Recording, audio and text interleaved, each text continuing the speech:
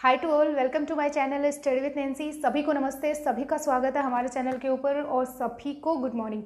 And आप सभी को पता है कि हम जो है वो राजस्थान ज्योग्राफी पढ़ रहे हैं, जिसमें कि हम जो है वो टॉपिक सारे कवर करते हुए चल रहे हैं। उसी सीरीज़ में जो है वो आज हम जो हमारा सिंचाई परियोजना का टॉपिक चल रहा था, जिसमें कि हमने जो है वो 2-3 सेशन जो वो पहले और ले लिए हैं, जिसमें कि मैंने कंप्लीट तरीके से जो है वो आपको बहुउद्देशीय परियोजनाएं क्या होती हैं, लघु सिंचाई परियोजना क्या होती है, मध्यम सिंचाई परियोजना क्या होती है, वृहद सिंचाई परियोजना क्या होती है, इसके बारे में क्लियर रूप से जो वो पढ़ाया है। नेक्स्ट बात ये आती है कि मैंने जो मतलब कि IGNP के बारे में और गंग नहर परियोजना के बारे में और बाखड़ा नागल परियोजना क्या होती है, माही बजाज सागर परियोजना क्या होती है, चंबल बहुउद्देशीय परियोजना क्या होती है, इनका जो है वो विद्युत उत्पादन क्षमता कितनी आती है, कितनी मेगावाट आ जाती है और इनके ऊपर जो वो कौन कौन से डैम बने हुए हैं, इन सभी चीज़ों के बारे में जो है वो मैंने क्लियर तरीके से जो है वो आपको पहले जो सेशन लिए उसमें पढ़ा दिया। आज हम जो है वो थोड़ी जो छोटी मोटी हमारी जो परियोजनाएं बच गई हैं, जैसे कि व्यास परियोजना बच गई है और जो राजीव गांधी सिद्धमुख नौहर परियोजना और इसके साथ में नर्मदा नहर परियोजना, इन सभी चीज़ों के बारे में जो है वो आज हम क्लियर तरीके से पढ़ेंगे कि इनमें जो है वो इनकी लंबाई कितनी आ जाती है, इनमें डैम्स भी कितने कौन कौन से आ जाते हैं और इसके साथ में कितनी जो है वो विद्युत उत्पादन करती हैं, यानी कि कितने जो है वो मेगावाट का उत्पादन करती है। नेक्स्ट अगर हम बात करें तो इसके साथ में जो है वो आज हमारा सिंचाई परियोजना का जो टॉपिक जो है वो हम कंप्लीट कर देंगे। फिर नेक्स्ट जो है वो अगले सेशन में हम अगला जो है वो टॉपिक रखेंगे, क्योंकि अब सिंचाई परियोजना का मुझे नहीं लगता कि हमने जो है वो कोई चीज़ें और स्किप की है, कोई छोड़ी है। जितने भी हो सकता था मैंने 3-4 सेशन लेके जो है वो कवर करवा दी है। अब हम जो है वो राजस्थान की सिंचाई परियोजना स्टार्ट करते हैं। तो मोस्टली जो है वो राजस्थान की सिंचाई परियोजनाओं के बारे में जो है वो हम पढ़ रहे थे, जिसमें कि हमने ज़्यादातर जो है वो मोस्ट इंपॉर्टेंट जो सिंचाई परियोजना जो थी उनको हमने कवर कर लिया है। अभी जो है वो छोटी छोटी सिंचाई परियोजना बच गई है, जिसमें कि आज हम जो देखेंगे व्यास परियोजना, व्यास सिंचाई परियोजना। व्यास सिंचाई परियोजना नाम से पता चल रहा है व्यास है तो व्यास नदी के ऊपर, तो नदी जो है वो कौन सी नदी के ऊपर जो ये सिंचाई परियोजना निकाली गई है, तो व्यास नदी के ऊपर, यानी कि व्यास और रावी नदी, यानी कि व्यास नदी के से जो है वो ये परियोजना निकाली गई है, यानी कि व्यास नदी से जो है ये परियोजना निकाली गई है। नेक्स्ट अगर हम बात करें तो इसके सहयोगी राज्य कौन कौन से आ जाते हैं, यानी कि इस परियोजना में किन किन राज्यों का सहयोग आ जाता है, तो पंजाब का आ जाता है, इसके साथ में जो है वो हरियाणा का सहयोग आ जाता है और इसके साथ में ही जो है वो हमारे राजस्थान का व्यास परियोजना में सहयोग आ जाता है। मोस्टली आपसे यही क्वेश्चन पूछेंगे। और नेक्स्ट अगर हम बात करें तो राजीव मतलब कि ये जो व्यास परियोजना जो थी, व्यास सिंचाई परियोजना जो थी, इसके लिए 1985 में राजीव गांधी एंड लोंगेवाला, राजीव गांधी और लोंगेवाला के मध्य समझौता हुआ था। इस परियोजना को लेकर 1985 में राजीव गांधी और लोंगेवाला के मध्य समझौता हुआ था। उस समझौते में इराडी आयोग का गठन किया गया, यानी कि 1985 में राजीव गांधी और लोंगेवाला के मध्य समझौता हुआ था। उसके बाद में जो वो इराडी आयोग का गठन किया गया। इसमें जो है वो इसके बाद में फिर आता है कि 5 अक्टूबर 1989, ये तो अलग सेशन आ जाता है। तो फिर अगर हम बात करें तो इसमें जो है वो राजस्थान का मतलब कि ये जो व्यास परियोजना जो आ जाती है, इसमें राजस्थान का कितना प्रतिशत आ जाता है, राजस्थान का हिस्सा कितना आता है, तो इस परियोजना के ऊपर 2 बांध बनाए गए हैं। मोस्टली जो है वो इस परियोजना के ऊपर 2 बांध बनाए गए हैं, जिसमें कि एक तो जो है वो पोंग बांध आ जाता है, पोंग डैम आ जाता है, इसके साथ में एक जो है वो पडोहर डैम आ जाता है, पडोहर डैम आ जाता है। इसमें अगर हम बात करें तो राजस्थान का हिस्सा जो है वो इन दोनों में कितना आ जाता है, तो जो ये पोंग बांध जो आता है इसमें सर्वाधिक हिस्सा आता है, जैसे कि इसमें कितना प्रतिशत हिस्सा आ जाता है, तो 59% हिस्सा आ जाता है राजस्थान का। और पडोहा बांध में जो वो 20% हिस्सा आता है, यानी कि 20% हिस्सा आता है। व्यास नदी के ऊपर सहयोग जो है वो पंजाब, हरियाणा, राजस्थान 1985 में राजीव गांधी व लोंगेवाला के मध्य समझौता हुआ था इसके बाद में। और ये जो पोंग बांध जो आता है वो IGNP को शीतकाल में जो वो जलापूर्ति करता है, यानी कि IGNP इंदिरा गांधी नहर परियोजना को शीतकाल में जलापूर्ति जो है वो पोंग बांध के द्वारा करी जाती है IGNP को। नेक्स्ट अगर हम बात करें तो ये जो व्यास परियोजना जो आती है, यानी कि व्यास सिंचाई परियोजना जो आती है, इस पे व्यास सतलज लिंक परियोजना बनाई गई है, यानी कि इसके ऊपर जो VSLP, यानी कि व्यास सतलज लिंक परियोजना।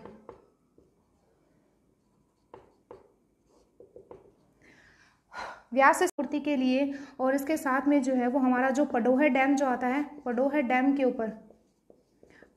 के ऊपर जो है ये व्यास सतलज लिंक परियोजना जो है वो बनाई गई है। ठीक है, तो ये मोस्ट इंपॉर्टेंट क्वेश्चन आ जाता है, क्योंकि ये जो व्यास सतलज लिंक परियोजना जो है वो इसके बारे में भी आपसे जो क्वेश्चन कर लेते हैं। नेक्स्ट हम जो है वो अगली सिंचाई परियोजना हमारी आ जाती है नर्मदा नहर परियोजना। फिर हम जो है वो इसका बाद में जो है एक साथ क्विक रिविजन कर लेंगे। तो अब हम बात करते हैं नर्मदा नहर परियोजना के बारे में, यानी कि नर्मदा नहर परियोजना में क्या चीज़ें आ जाती हैं। तो सबसे पहले हम बात करते हैं हमारी दूसरी नर्मदा नहर परियोजना। नाम, नदी का नाम तो पता चल ही रहा है कि नर्मदा नदी के ऊपर, नर्मदा नदी जो है वो, इसके अगर हम बात करें तो इसको जलापूर्ति कहाँ से होती है, यानी कि किस डैम से ये निकाली गई है, यानी कि कौन से बांध से जो है ये निकाली गई है। तो सरदार सरोवर डैम। सरदार सरोवर डैम कहाँ पे आ जाता है, तो गुजरात में आ जाता है, वहाँ से ये निकाली गई है। नेक्स्ट अगर हम बात करें तो इसकी लंबाई कितनी आ जाती है, तो इसकी लंबाई जो है वो 74 किलोमीटर जो है वो इसकी लंबाई आ जाती है। राजस्थान में कहाँ से प्रवेश करती है, तो राजस्थान में सिल्लू गांव सांचौर से जो है ये राजस्थान में प्रवेश करती है। इसके ऊपर जो है वो 3 जो है वो लिफ्ट बनी हुई है, तीन कौन सी लिफ्ट बनी हुई है, तो भादेरिया लिफ्ट बनी हुई है, एक पानेरिया लिफ्ट बनी हुई है, और एक जो है वो सांचौर लिफ्ट बनी हुई है। सांचौर लिफ्ट कहाँ पे आ जाती है, तो ये सांचौर में आ जाती है। नेक्स्ट अगर हम बात करें ये दोनों लिफ्ट कहाँ पे आ जाती है, तो बाड़मेर में आ जाती है। और ये जो है वो नर्मदा नहर परियोजना के बारे में मोस्टली इंपॉर्टेंट क्वेश्चन किया जाता है कि इजरायली पद्धति पर आधारित आती है। और बूंद बूंद सिंचाई परियोजना आती है इसके अंतर्गत, बूंद बूंद सिंचाई परियोजना आ जाती है। और इसके साथ में जो वो फव्वारा परियोजना मोस्ट इंपॉर्टेंट यही क्वेश्चन पूछा जाता है, क्योंकि ये बूंद बूंद सिंचाई परियोजना, फव्वारा परियोजना इस या एक जो है वो स्प्रिंकलर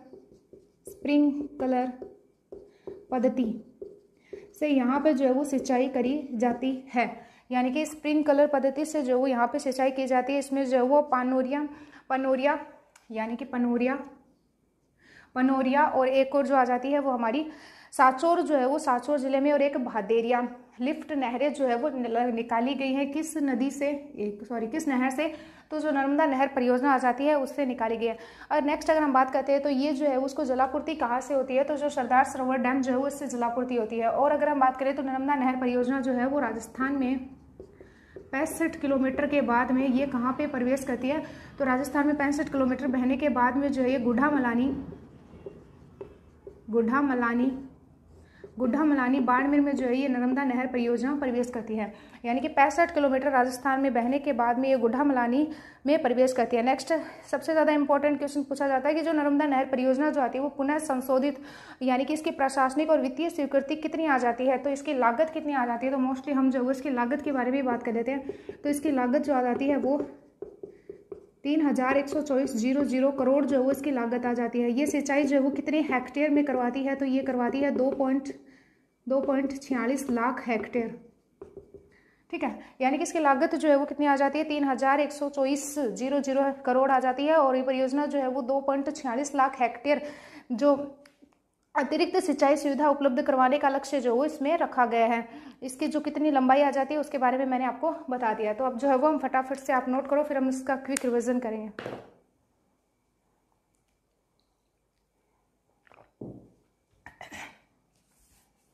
तो सबसे पहले हम बात कर रहे थे राजस्थान की सिंचाई परियोजना के बारे में, जिसमें कि हम जो है वो व्यास परियोजना के बारे में पढ़ रहे हैं। नदियों के नाम के ऊपर ही जो इन परियोजनाओं का जो वो नाम रखा गया है, क्योंकि मोस्टली क्या होता है जिस नदी से ये निकाली गई है वहीं से इसका नाम रखा गया है। तो व्यास नदी, यानी कि व्यास नदी से जो ये परियोजना निकाली गई है, तो व्यास नहर परियोजना इसका नाम रखा गया है।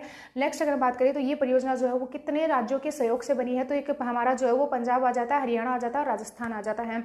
नेक्स्ट अगर हम बात करें तो ये जो व्यास परियोजना जो आती है इसके लिए 1985 में राजीव गांधी के द्वारा जो वो लोंगेवाला समझौता हुआ था, यानी कि राजीव गांधी और लोंगेवाला के मध्य समझौता हुआ था। और 1986 में जो वो इराडी आयोग का गठन किया था।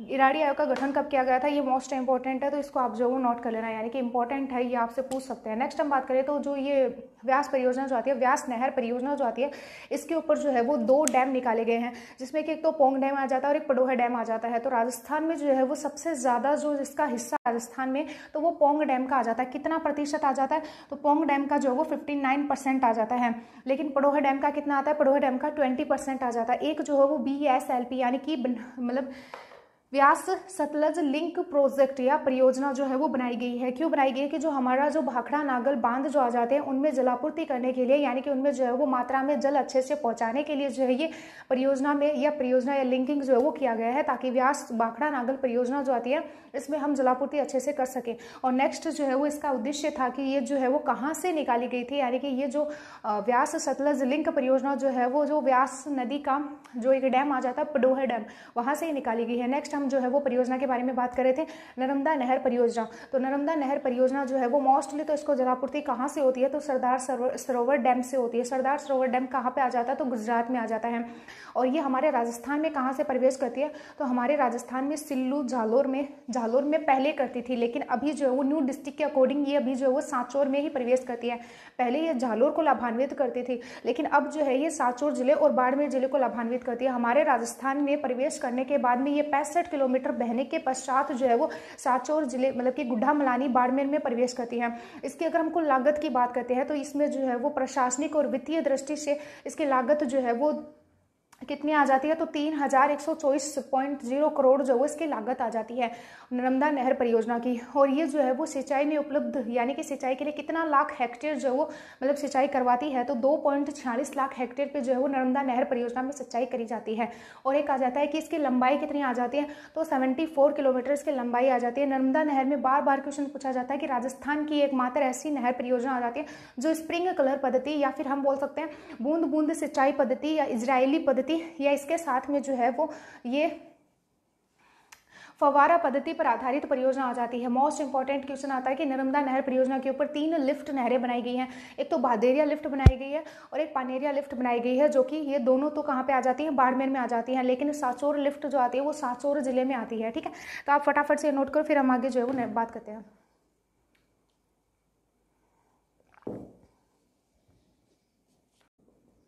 राजीव गांधी सिद्धमुख नोहर सिंचाई परियोजना।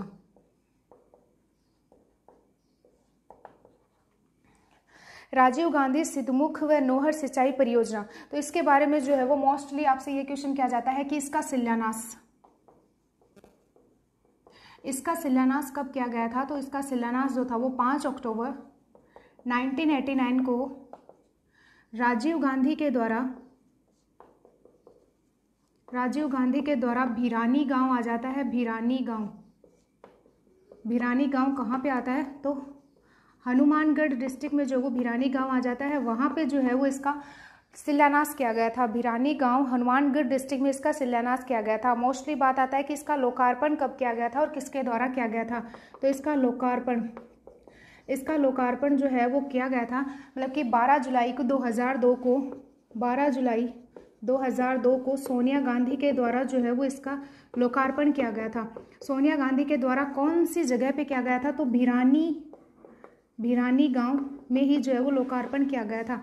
अगली बात आ जाती है कि जो ये राजीव गांधी सिद्धमुख नोहर परियोजना जो आती है वो लाभान्वित जिले, यानी कि इससे लाभान्वित जिले कौन से आ जाते हैं, तो लाभान्वित जिलों के बारे में अगर हम बात करें, लाभान्वित जिले जो आते हैं वो मोस्टली तो ये हनुमानगढ़ को लाभान्वित करती है, क्योंकि हनुमानगढ़ से निकाली गई है।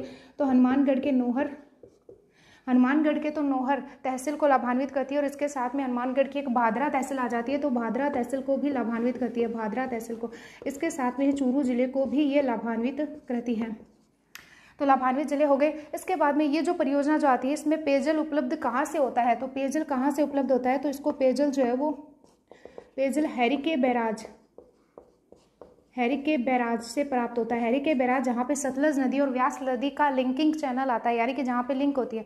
और इस परियोजना को वित्तीय सहायता, यानी कि इस परियोजना को वित्तीय सहयोग जो था वो पहले तो किसके द्वारा दिया जा रहा था, तो यूरोपियन संघ के द्वारा जो इसको सहयोग दिया जा रहा था, लेकिन जब से 1989 में जो है वो परमाणु प्रशिक्षण हुआ था, उसके बाद में जो है वो हमारे संबंध खराब हो गए थे इनके साथ में। तो परमाणु प्रशिक्षण के बाद में अभी वर्तमान में जो है वो किसके द्वारा सहयोग दिया जा रहा है, तो वर्तमान में नाबार्ड के द्वारा सहयोग दिया जा रहा है।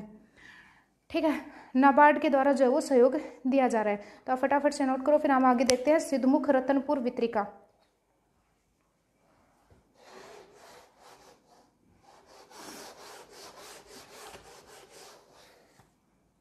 नेक्स्ट हमारी आ जाती है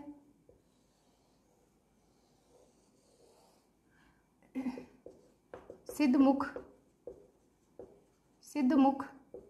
रतनपुर वितरिका। सिद्धमुख रतनपुर वितरिका तो 30 जून 1999 को, और ये भी भिरानी गांव में स्टार्ट करी गई थी। इससे ज़्यादा क्वेश्चन नहीं बनता है, क्योंकि इससे पूछ लेंगे कि सिद्धमुख रतनपुर वितरिका जो है वो शुरुआत कब करी गई थी, तो 30 जून 1999 को भिरानी गांव से ही इसको स्टार्ट किया गया था। लेकिन इसमें जो है इस वितरिका से सिंचाई जो है वो राजस्थान के कौन कौन से जिलों में होती है, तो इस वितरिका से सिंचाई जो है वो हनुमानगढ़ में होती है, हनुमानगढ़ के साथ में जो वो चूरू जिले में होती है। नेक्स्ट हम बात करते हैं यमुना लिंक नहर, जो वर्तमान में नाम हो चुका है इसका। पहले इसको जो वो गुड़गावा नहर के नाम से जाना जाता था, गुड़गावा नहर। तो अगर हम बात करें तो इस नहर की शुरुआत कब से हुई थी, यानी कि इसकी शुरुआत जो है वो 1966 से 1985। अब ऐसे कैसे, तो 1966 में जो है वो इसकी शुरुआत हो गई थी, लेकिन ये पूर्ण जो है वो 1985 में हुई थी। और ये जो यमुना लिंक नहर जो है वो किस नदी के ऊपर आ जाती है, तो नदी जो आती है वो यमुना नदी आती है, यमुना नदी से निकाली गई है। इसका उद्गम जो है वो कहाँ से होता है, तो इसका उद्गम जो है वो दिल्ली और यूपी की सीमा पर एक ओखला नामक गाँव आता है, ओखला नामक गांव आता है या स्थान आता है, वहां से जो है वो इसका उद्गम हुआ है। ये लाभान्वित यानी कि सहयोग इसमें, यानी कि किन किन राज्यों में ये आ जाती है, तो राजस्थान में आ जाती है, मोस्टली यूपी में आ जाती है। और अगर हम आंशिक रूप से देखें, मतलब कि ये राजस्थान और हरियाणा में आ जाती है, लेकिन आंशिक रूप से जो है वो दिल्ली और यूपी में भी आ जाती है, हरियाणा में आ जाती है। लेकिन अगर हम तो ये हरियाणा मतलब कि यूपी में भी आ जाती है, और इसके साथ में दिल्ली में भी आ जाती है, यूपी और दिल्ली में भी आ जाती है। राजस्थान, हरियाणा और आंशिक रूप से यूपी और दिल्ली में भी ये आ जाती है। मोस्टली जो है ये राजस्थान के कौन से जिलों को लाभान्वित करती है, तो राजस्थान का लाभान्वित करती है जिला आ जाता है भरतपुर। जिले को विभाजित करके बनाया गया था डीग डिस्ट्रिक्ट, और कुछ जो है वो भरतपुर को भी लाभान्वित करती है, यानी कि थोड़ा बहुत जो है वो भरतपुर के एरिया को भी ये जो यमुना लिंक नहर, गुड़गावा नहर जो आती है वो लाभान्वित करती है। और अगर हम बात करें तो एक और नहर परियोजना आ जाती है जिसका नाम आता है भरतपुर नहर परियोजना।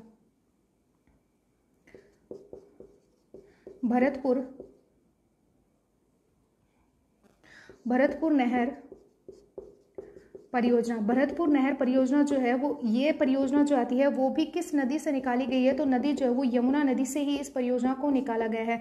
ये किन जिलों को लाभान्वित करती है, तो लाभान्वित करती है ये भरतपुर जिले को लाभान्वित करती है, राजस्थान में भरतपुर जिले को लाभान्वित करती है। राज्य में कौन कौन से में आ जाता है, तो ये जो है वो हमारे यूपी से तो निकलती है, यूपी के आगरा से तो निकलती है, ये यूपी के आगरा से तो इस नहर को निकाला गया है, और इसके साथ में ये राजस्थान की भी आ जाती है। नेक्स्ट अगर जो है वो इसकी हम कुल लंबाई के बारे में बात करते हैं, तो इसकी लंबाई जो वो 28 किलोमीटर आ जाती है, जिसमें कि अगर हम यूपी का देखें तो 16 किलोमीटर जो वो यूपी की आ जाती है, और राजस्थान की कितनी आ जाती है, तो 12 किलोमीटर जो है वो राजस्थान की आ जाती है। और इस नहर की, यानी कि इस नहर की लंबाई कितनी आ जाती है, तो 58 किलोमीटर जो है वो इस नहर की कुल लंबाई आ जाती है, 58। ओके, यूपी की 16 किलोमीटर, राजस्थान की जो है वो 12 किलोमीटर आ जाती है। और ये जो है वो कंप्लीट हमारी हुई। तो अब हम जो है वो एक, आप फटाफट से नोट करो, फिर हम इसका जो है वो रिविजन करेंगे।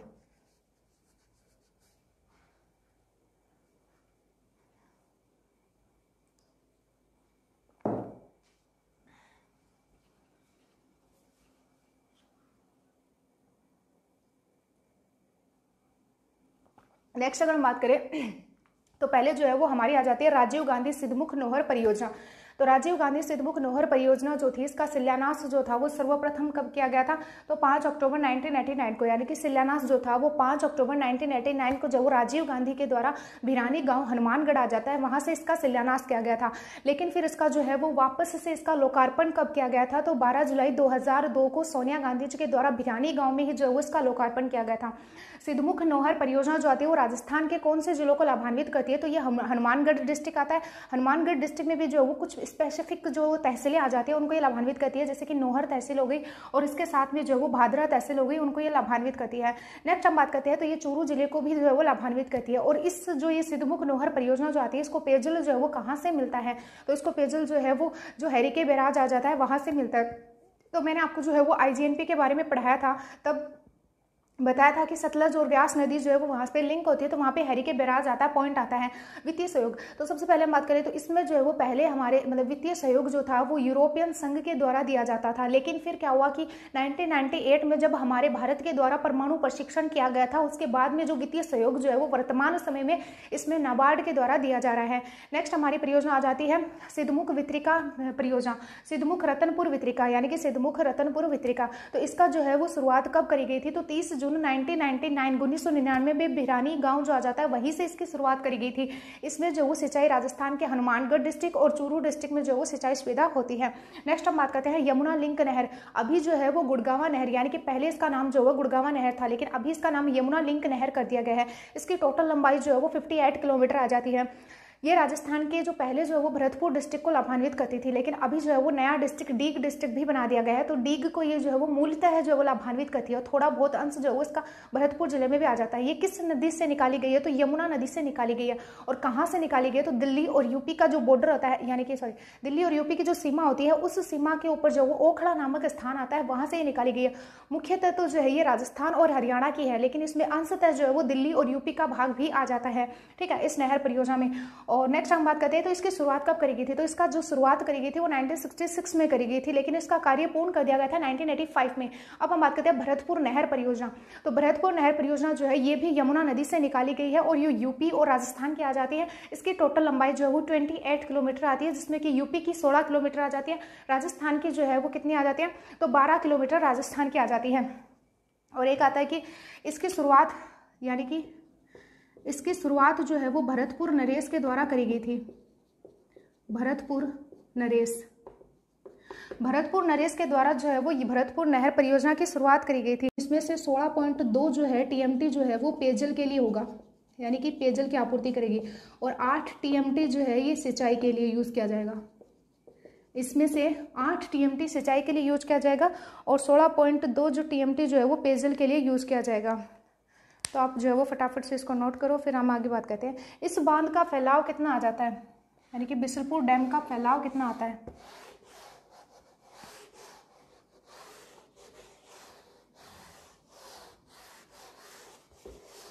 इस डैम का फैलाव कितना आ जाता है? तो फैलाव, इस डैम का फैलाव जो आता है वो देवली तहसील टोडा रायसिंह केकड़ी।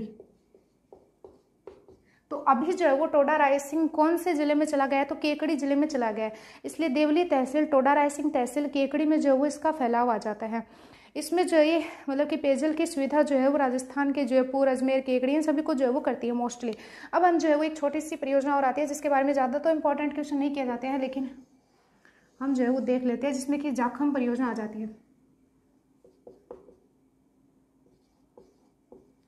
जाखम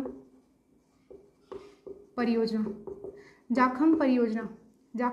मोस्टली जो है वो जाखम के बारे में आप सभी को पता है कि जाखम बांध आ जाता है यहाँ पे, जो कि राजस्थान का सबसे ऊंचा बांध आ जाता है। जाखम बांध आ जाता है और ये कहाँ पे आ जाता है? तो प्रतापगढ़ में आ जाता है। तो ये परियोजना भी कहाँ की आ जाएगी? तो प्रतापगढ़ की ये परियोजना आ जाएगी। और ये जो है वो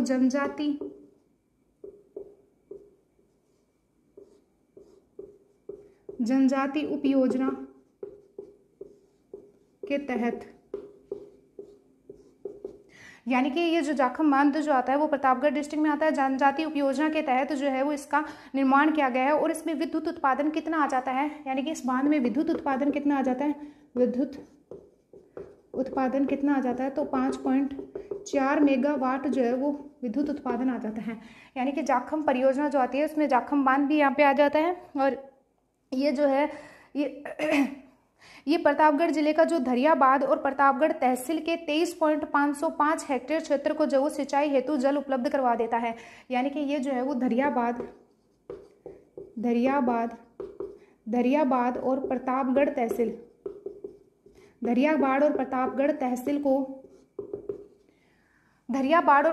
तहसील को जो है वो सिंचाई के लिए जो है वो कितनी हेक्टेयर जो है वो क्षेत्र को सिंचाई हेतु जल उपलब्ध करवा देता है, तो 23.505 हेक्टेयर को जो है ये प्रोवाइड करवा देता है सिंचाई के लिए, यानी कि सिंचाई के लिए जल उपलब्ध करवा देता है, सिंचाई के लिए जल उपलब्ध करवा देता है।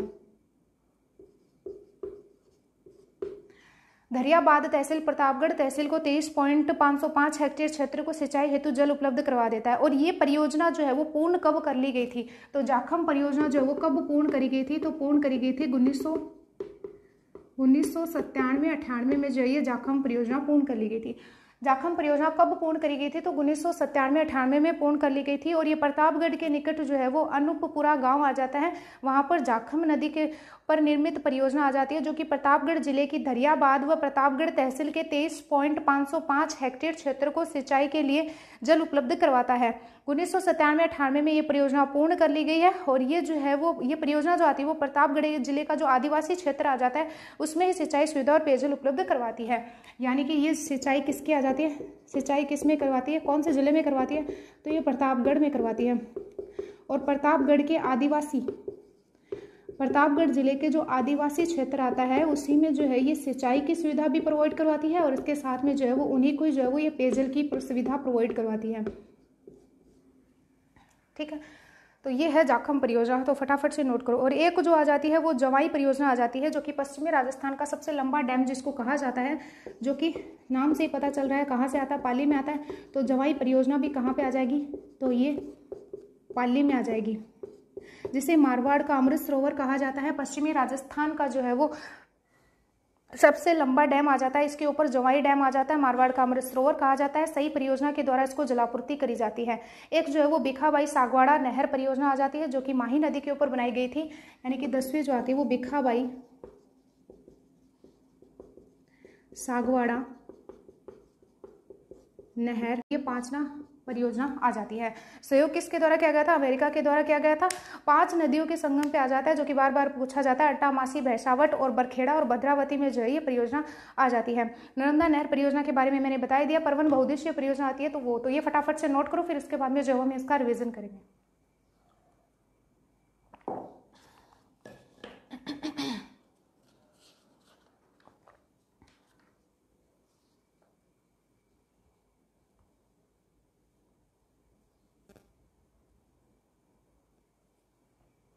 तो नेक्स्ट हम बात करते हैं बिसलपुर परियोजना। बिसलपुर परियोजना जो है वो देवली तहसील टोंक में आ जाती है, ब्रास नदी के ऊपर निकाली गई है। और इसकी जो है वो मोस्ट इंपॉर्टेंट क्वेश्चन को पूछा जाएगा, लाभान्वित जिले। तो पहले जो है वो ये जो है वो स्पेसिफिक जिलों को जो वो लाभान्वित करती थी, लेकिन अभी जो वो न्यू डिस्ट्रिक्ट के अकॉर्डिंग जो है इसमें 3-4 जिले जो वो और ऐड किए गए। 3-4 जिले तो नहीं बल्कि थोड़े बहुत। तो इसमें जो वो केकड़ी जो कि अजमेर को विभाजित करके बनाया गया था वो इसमें शामिल किया गया है। इसके साथ में जो है वो दौसा, टोंक, जयपुर और इसके साथ में नागौर जिले को जो है वो इसमें शामिल किया गया है। वित्तीय सहयोग जो है वो नाबार्डा के द्वारा बिसलपुर परियोजना में दिया जा रहा है। बिसलपुर परियोजना की शुरुआत कब से हुई थी, तो 1988 से 89 में जो है वो इसकी शुरुआत हुई थी। नाबार्डा के द्वारा इसमें वित्तीय सहयोग दिया जा रहा है। ये बहुउद्देशीय परियोजना आ जाती है बिसलपुर परियोजना, क्योंकि इसमें सिंचाई और पेयजल दोनों की आपूर्ति जो है उसके द्वारा करवाई जाती है। बिसलपुर परियोजना जो आ जाती है इस पे जो वो बिसलपुर डैम बना हुआ है, बिसलपुर बांध बना हुआ है, जो कि बनास नदी के ऊपर ही बना हुआ है, जो कि देवली तहसील, टोडा रायसिंह तहसील, केकड़ी में आ जाता है। क्योंकि अभी ये टोंक में नहीं आएगा, अब ये केकड़ी में आएगा। लेकिन बिसलपुर परियोजना जो है वो अभी भी देवली तहसील टोंक में ही आ जाती है।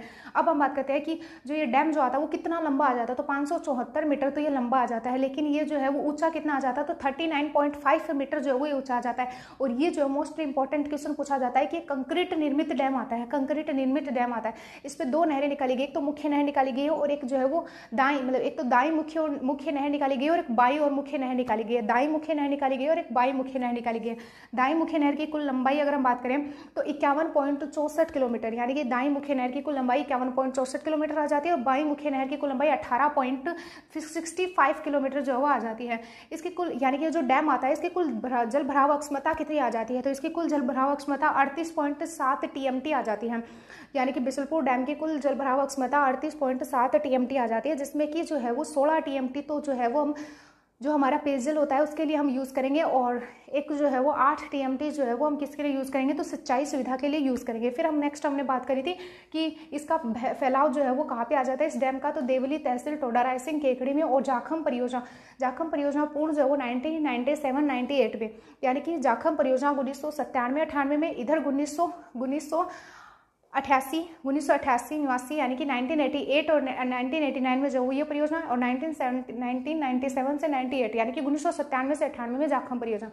जाखम बांध जो है वो प्रतापगढ़ में आ जाता है, आप सभी को पता है राजस्थान का सबसे ऊंचा डैम आ जाता है, 51 मीटर जो है इसकी लंबाई आ जाती है। प्रतापगढ़ जो है वो जनजातीय उपयोजना के तहत, यानी कि जाखम परियोजना जो आती है वो जनजातीय उपयोजना के तहत प्रतापगढ़ जिले में बनाई गई है। ये प्रतापगढ़ जिले को जो है वो लाभान्वित करती है। प्रतापगढ़ जिले की दरियाबाद और प्रतापगढ़ तहसीलें जो आ जाती हैं उसमें 23.505 हेक्टेयर पे जो है वो सिंचाई के लिए जल उपलब्ध करवाती है। यानी कि जाखम परियोजना जो है वो दरियाबाद और प्रतापगढ़ तहसील को 23.505 हेक्टेयर पे जल के लिए जो है वो सिंचाई की सुविधा मतलब जल उपलब्ध करवाती है सिंचाई के लिए। और नेक्स्ट अगर हम बात करें तो इसमें विद्युत उत्पादन कितना होता है, तो 5.4 मेगावाट जो वो विद्युत उत्पादन होता है जाखम परियोजना से।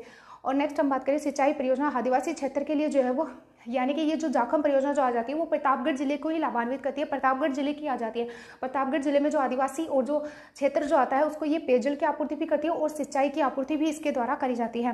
नेक्स्ट हम बात करते हैं जवाई परियोजना। जवाई परियोजना जो पश्चिमी राजस्थान का सबसे लंबा डैम जो है वो इसके ऊपर आ जाता है। मारवाड़ का अमृत सरोवर इसको कहा जाता है। इसमें जो है वो सई परियोजना जो कि उदयपुर की आती है, सई नदी के ऊपर, यानी कि वहां से सई परियोजना निकाली गई है, वो इसको जलापूर्ति करती है। तो जवाई मतलब परियोजना कहाँ पे चलाई गई, तो ये पाली में आ जाता है। एक आता है भिखाबाई सागवाड़ा नहर परियोजना। तो भिखाबाई सागवाड़ा नहर परियोजना जो आती है वो माही नदी के ऊपर आती है। माही साइफिन का निर्माण करके जो है वो भिखाबाई सागवाड़ा नहर परियोजना का निर्माण किया गया था। ये जो है वो 2002 में CWC केंद्रीय जल आयोग जो है उसके द्वारा इसको स्वीकृति मिल गई है। और नेक्स्ट है जो ये भिखाबाई सागवाड़ा नहर परियोजना जो आती है उसमें सिंचाई के लिए कितनी जो है वो मतलब अक्षमता जो है वो सर्जित की जाएगी, तो इसमें जो है वो 21,000 हेक्टेयर तक जो है वो अक्षमता सर्जित की जाएगी। एक आ जाता है पाचना बांध भी बोल रहे हैं, पाचना परियोजना। तो पाचना डैम जो है वो करौली में आता है, तो वहीं पे जो है वो पाचना परियोजना चलाई गई है। अमेरिका के द्वारा जो इस पे सहयोग किया गया है और ये करौली डिस्ट्रिक्ट में आ जाता है। पाचना जो परियोजना जो आती है वो पानी में आ जाती है, झालावाड़ जिले में ही गागरिन आ जाती है। तो ये तो जो है वो हमारी कंप्लीट जो मध्यम सिंचाई परियोजना आ जाती हैं उनके बारे में, और कुछ जो है वो वृहद सिंचाई परियोजनाएं भी आ जाती हैं जो कि हम पढ़ेंगे बाद में। तो ये तो जो है वो हमारी कंप्लीट जो है वो सिंचाई परियोजनाओं के बारे में जानकारी हुई, जिसमें कि मैंने मोस्ट इंपॉर्टेंट जितनी भी सिंचाई परियोजना आ सकती थी उसके बारे में जो वो आपको अच्छे से बता दिया है। तो सबसे पहले बात करें थे इसरदा पेयजल आपूर्ति परियोजना, जिसमें कि जो इसरदा डैम जो आ जाता है वो सवाईमाधोपुर में आ जाता है। ये अभी तक जो है वो वर्तमान में चल रही है, कंप्लीट रूप से जो है ये बनी नहीं है, यानी कि अभी प्रोसेस में चल रही है। नेक्स्ट हम बात करते हैं पूर्वी राजस्थान नहर परियोजना, जिसके बारे में बार बार जो है वो आपसे क्वेश्चन किया जाता है, यानी कि इसमें राजस्थान के कितने जिलों को जो है इसमें शामिल किया गया, तो इसमें राजस्थान के 13 जिलों को शामिल किया गया। 37 करोड़ की जो इसमें लागत आई है, 37,000 करोड़ रुपए की जो इसमें लागत आई है। इन 13 जिलों में जो है वो पेयजल की जो समस्याएं आ जाती है उनके समाधान के लिए जो है वो कार्य किया जाएगा। कैसे किया जाएगा, तो जो चंबल नदी, आप सभी को पता है कि पूर्वी राजस्थान की तरफ से जो है वो चंबल नदी निकलती है, जो कि जनापाव की पहाड़ी मध्य प्रदेश से जो है वो इसका उद्गम होता है, फिर राजस्थान के चित्तौड़गढ़ में जो है ये प्रवेश करती है। और इस चंबल परियोजना जो आती है, यानी कि चंबल नदी जो आती है वो हमारे हाड़ौती क्षेत्र और उसके बाद में जो है वो हमारा मत्स्य क्षेत्र, मेवात मतलब कि ये जो ब्रज क्षेत्र जो आता है वहां से होकर गुजरती है। तो अगर हम बात करें तो इसमें जो है वो आप ऐसे याद रख लेना कि इसमें जो ब्रज क्षेत्र के जो भरतपुर धौलपुर के जिले शामिल किए जाते हैं, उसके बाद में इधर जो वो जयपुर, दौसा, टोंक और अजमेर के जिले शामिल किए जाते हैं, अलवर, भरतपुर, धौलपुर। और सीक्वेंस से याद रख लेना कि अलवर, भरतपुर, धौलपुर, करौली, सवाईमाधोपुर, कोटा, बूंदी, बारा, झालावाड़, ये तो इधर वाले जिले आ गए, सारे पूर्वी वाले जिले आ गए। और इधर जो वो जयपुर, टोंक और दौसा और इसके साथ में जो है वो अजमेर को भी इसमें शामिल किया गया। टोटल 13 जिले हो गए हैं। 13 जिलों में जो है वो हमारी जो चंबल नदी आती है और चंबल नदी की सहायक नदी आ जाती हैं, जैसे कि पार्वती नदी, कालीसिंध नदी, आहू नदी, परवन नदी, और इधर जो है वो सेज नदी, ये सभी ये मतलब कि बनास नदी जो आ जाती है, इन पे जो मतलब कि ये जो नदियाँ जो आती है इनमें जो अतिरिक्त जल बचता है, यानी कि चंबल नदी में जो अतिरिक्त जल बचता है उस अतिरिक्त जल का उपयोग करते हुए जो है वो इस 13 जिलों को जो वो पेयजल की आपूर्ति की जाएगी। लेकिन ये पेयजल की उपलब्धता जो है वो 2051 तक जो वो पूरी तरह से जो वो इसमें सुनिश्चित कर दी जाएगी। ठीक है, ये तो है हमारी पूर्वी राजस्थान नहर परियोजना। ठीक है, इसमें जो वो DRP के द्वारा जो नवंबर 2017 में CWC यानी कि CWC द्वारा जो वो भारत सरकार को अनुमोदन हेतु प्रस्तावित कर दी गई है या प्रेषित कर दी गई है कि आप जो वो इसको प्रेषित कर दो।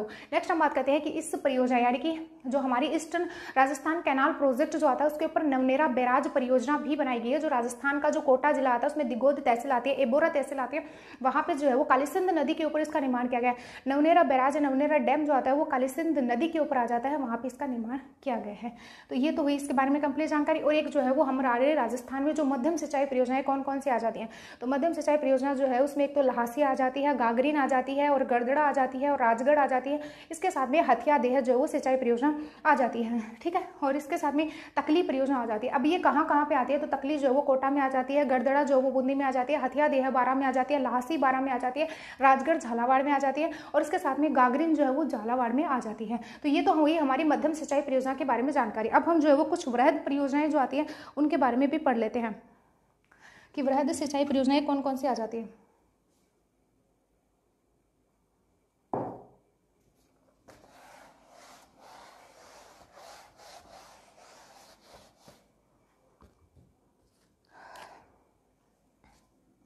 अब आती है वृहद परियोजनाएं,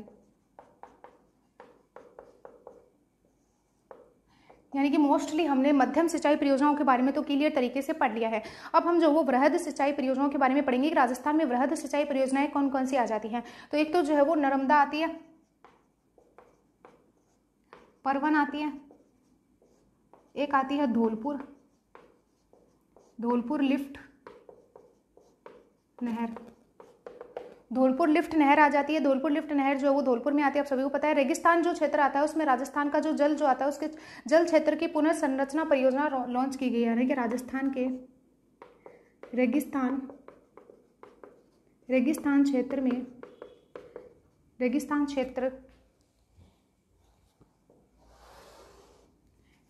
क्षेत्र में राजस्थान जल पुनः संरचना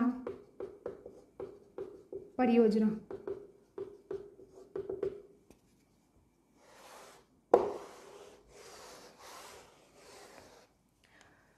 यानी कि रेगिस्तान क्षेत्र में राजस्थान जल क्षेत्र पुनः संरचना परियोजना जो है वो लॉन्च मतलब करी गई है, स्टार्ट करी गई है। वृहद परियोजना के अंडर में ये आती है। और एक आता है अपर हाई लेवल की कैनाल जो आ जाती है वो आती है इसमें, अपर हाई लेवल बांसवाड़ा में। और पीपल खुट नामक स्थान भी बांसवाड़ा में आता है, तो आप ध्यान रख लेना।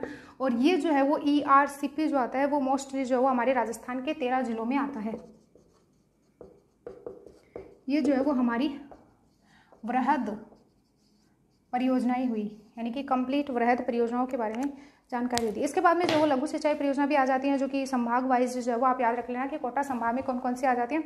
इन सभी चीज़ों के बारे में याद रख लेना। तो सबसे पहले हम बात करें कि हमने मध्यम जो परियोजनाएं आती है और मध्यम सिंचाई परियोजनाएं जो आती है उनके बारे में पढ़ लिया था। अब हम जो है वो मतलब कि वृहद सिंचाई परियोजनाएं कौन कौन सी आ जाती है उनके बारे में पढ़ रहे थे, जिसमें कि हमने देखा था कि जो नर्मदा जो है वो हमारे राजस्थान के सांचौर जिले में प्रवेश करती है, तो वो सांचौर में आ जाती है। परवन जो है वो 12 जिले में आ जाती है। धौलपुर लिफ्ट जो है वो धौलपुर में आ जाती है। इसके साथ में जो राजस्थान का जो पूर्वी यानी कि रेगिस्तानी क्षेत्र में जो जल पुनः संरचना परियोजना जो है वो कहाँ पे आ जाती है, तो हनुमानगढ़ डिस्ट्रिक्ट में आ जाती है।